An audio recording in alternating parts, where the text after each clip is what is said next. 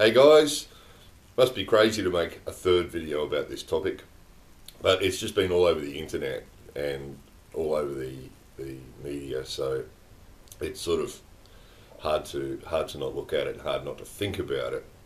But it's this gun control thing that's going on in the States again, and as a citizen of the world, I think as a fellow human being, I think people all over the world are interested in this topic because it's really important, you know. It's a life and death topic, which I think is something that interests all fellow human beings, you know, that are worried about the safety of other people. So interesting, some of the developments that have been going on, some of the observations. Don't know where to start. Obama is interesting. He's made his comments about some administrative changes or something, and there's all these emotional videos on the internet, on YouTube already about impeach him, he's going to take away our Second Amendment rights and all this sort of stuff. Haven't even heard what he's going to say yet. It sounded like some administrative stuff about tracking guns, so, you know, probably not a bad idea. I mean, even the pro-gun people argue that you know, the criminals have the guns, and I think the pro-gun people would have to agree that if there's some way that just by tracking the guns that they can reduce the number of criminals that have them, it's got to be a good thing. But probably worth listening to what he has to say before anyone assassinates him or impeaches him or whatever else they want to do to him. But Alex Jones, there's a loud person. Is he on amphetamines, guys? Really? I understand he's emotional about his topic, but that was a crazy, crazy scene. It's hard not to keep seeing that scene. That scene's being repeated all over the media, that screaming thing that he did. Monkeys, pins, sharks, bananas. I understand that he's emotional about his topic, and I understand lots of people agree with him about what he says, but I think probably more people would listen to him, or he'd convince more people to change their minds if he stayed a little bit calmer. I think people that scream like that come across as a little bit insane, you know, a little bit crazy.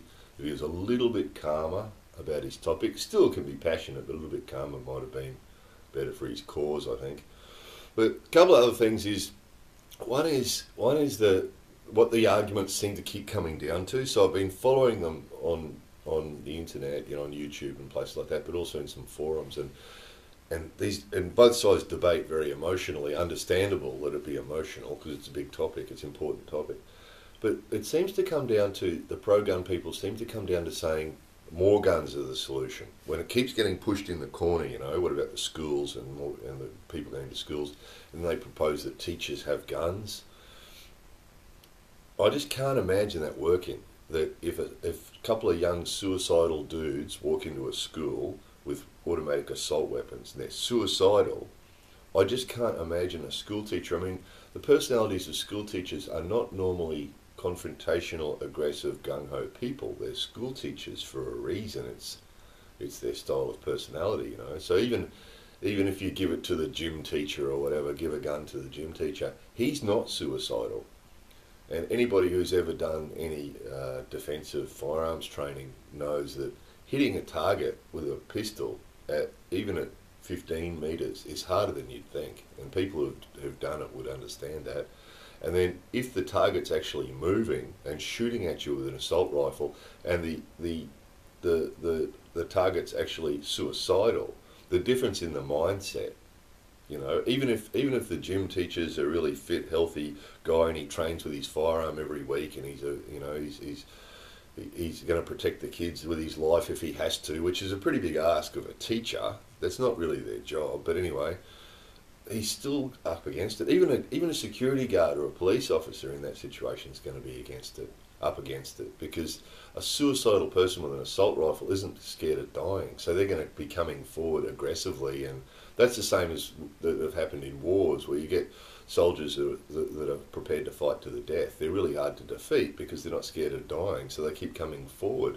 Whereas the school teacher or the security guard doesn't want to die, so they're at a distinct disadvantage. So, you know, I can see that it's being proposed as a solution. That's fair enough, but maybe if if the guy coming in, and then we always get that argument about, but cars kill people and people die every year from cars, and Alex Jones said people die every year from disease in hospital, and that's all true, yes, but someone's not going to go into a school with a disease and kill everybody. Uh, I mean, they could do that, couldn't they? They could release some disease, but it's not likely, is it? It's much less likely. Are you going to outlaw knives? Are you going to outlaw baseball bats? Well, when was the last time that 20 people were killed in a school by someone armed with a baseball bat? It's likely that's where the teacher's likely to win. Someone goes into a school with a baseball bat and starts to beat people, the teacher's got a much better chance. The gym teacher turning up with a medicine ball actually has a chance in that circumstance. So that argument of give more people guns, I mean, where does that end? It's the 21st century. I mean, I'm a great fan of Hollywood movies and cowboy movies and everybody walking around with guns. And I love cowboy movies, John Wayne and Clint Eastwood and all those.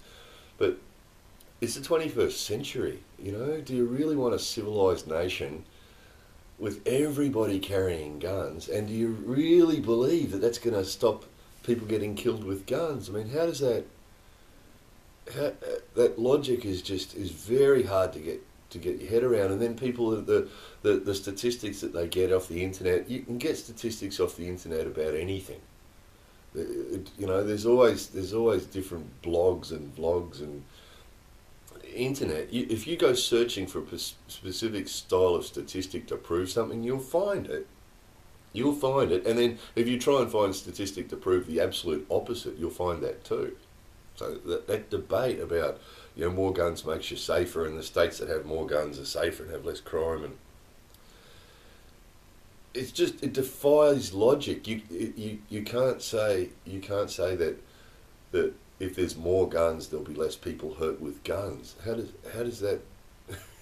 I mean, you can argue it, sure, and lots of quotes from the internet and lots of statistics and everything else, but it defies logic.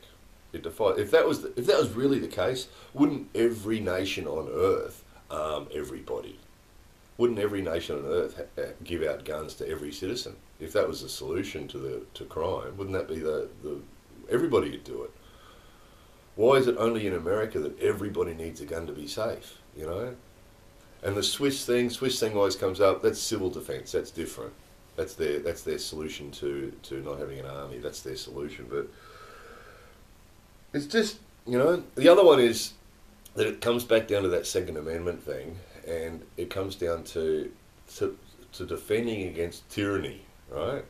So it's back to Hollywood. It's back to Hollywood where somebody takes control of the government. So how can we, let's forget Hollywood movies for a second and look at this realistically. How is this going to transpire? Like Hitler, people often give the Hitler example, okay, but Hitler was a popular person at the time. The majority of German people wanted him to be running the country. So if that situation did arise in the States and everybody was armed, the people who didn't, if the same situation as Hitler, the people that didn't want the person in power would be in the minority anyway. And only in Hollywood do small minorities of people manage to win wars, against armies and police forces and the majority of the population, So that's a bizarre situation, but okay, let's imagine that some tyrant, Obama goes crazy and seizes control and declares himself to be a Führer, and takes control of the army and the police. What's the feasible result of that?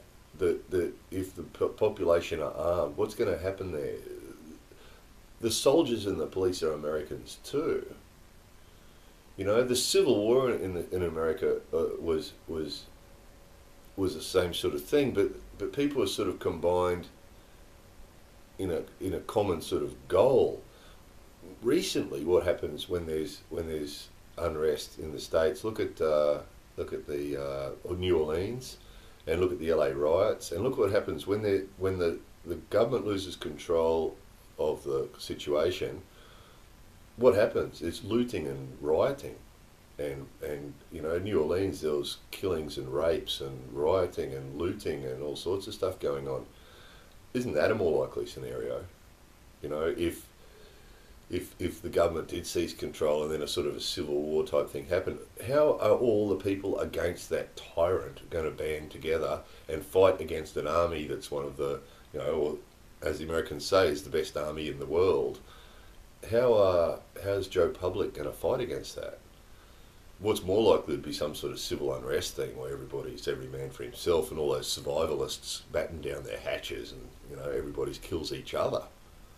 It's just it's just hard to imagine any of those scenarios being real. I think the Hollywood thing, you know, I grew up with the Hollywood thing. I grew up with John Wayne and Clint Eastwood, and, you know, the one hero could defeat 1,000 good guys, you know, and then Bruce Willis did the same thing. Bruce Willis goes to the airport to pick up his wife, and he's got one automatic pistol, and goes to the airport to pick up his wife, and the bad guy's there and takes them all on and wins, you know. And, you know, I love those movies too, but they're movies. You know, Red Dawn, Patrick Swayze, and, you know, a bunch of guys in the mountains, and the Russians come and take over, and the Russians beat the American army, and then a bunch of hillbillies in the hills with their guns beat the Russian army. You know, great movie, a lot of fun, but, you know, total bullshit. And I think that the Hollywood thing gets so far in our heads that these scenarios that people paint, you know, on the surface seem, oh, it's possible, you know, but it's like all the conspiracy stuff, you know, like those Bourne, the series of Bourne movies, you know. I love those movies and the books, very good. But, you know, come on, really? So anyway, just had to say something. It just, you know, seeing this stuff day after day. It's at the moment it's always on the front page of YouTube. You know, it's in all the forums, even forums about totally different topics. This comes up. It just seems to keep raising its head, you know, and it probably will for, as I keep saying, another 100 years. You know, I can't imagine this is going to get resolved in the States. There's too many people that feel too strongly about this for them to be able to find a solution. It's just going to go on and on and on for another 100 years, I think. You know, the solution, what will eventually have to happen is the guns will go. They'll have to. You just can't have a society where everybody's got a gun. Eventually. You know, people feel strongly about it now, but give it 100 years or 200 years, America will be a peaceful place and there'll be no guns. They'll find solutions. They'll get rid of the guns. You can't say it's impossible to get rid of the guns. Or it's probably possible to get rid of all of them, but, you know, if you keep handing them out, and see what's happening now, all the gun people are panicking and going buying more guns. You know? It's just,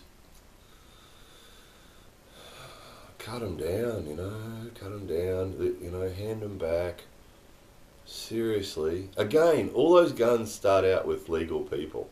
You know, Ruger and Smith & Wesson don't sell guns to criminals.